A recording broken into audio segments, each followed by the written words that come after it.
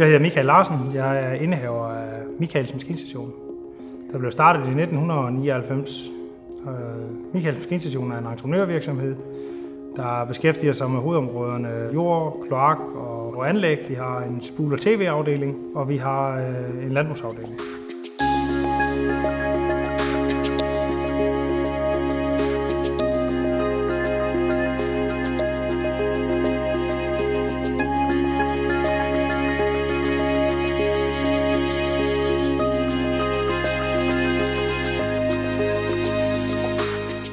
Vi har 25 mand ansat, og for os er det vigtigt, at folkene det er dygtige og kompetente medarbejdere, veluddannede medarbejdere. Vi går meget op i, at de bliver veluddannede.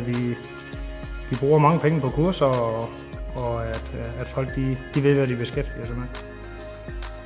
Vores maskinpark, der er det en maskinpark, der er meget moderne. Vi går op i, at vi er med på noderne, vi er fremtidssikret, og vi har alt det i GPS på vores gravemaskiner i entreprenørafdelingen, og vi har GPS-udstyr til vores formænd.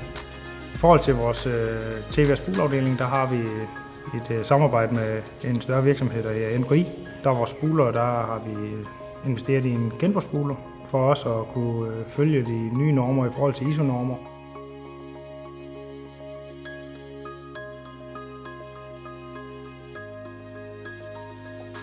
I forhold til vores landbrugsdel, der har vi valgt at være fremadudsigtet i forhold til, at i Danmark der er vejret, det spiller en stor rolle, når vi høster i hvert fald, og når vi presser halmen. Og der har vi valgt at købe vi køber og kører med de største kapaciteter, at vi har købt en vejtasker med 35 fod og på bælter, for at vi kan køre i stort set alt slags vejr. Hvis undergrunden er meget fugtig og afgrøden er moden, så kan vi stadigvæk køre i form af, at vi har de bælter. Vi kan køre kuperet terræn, uden at det betyder det store. Og som maskinstation, på den del af det, der er vi i hvert fald nødt til at kunne opfylde kundens ønsker i alle slags vind- og vejrforhold.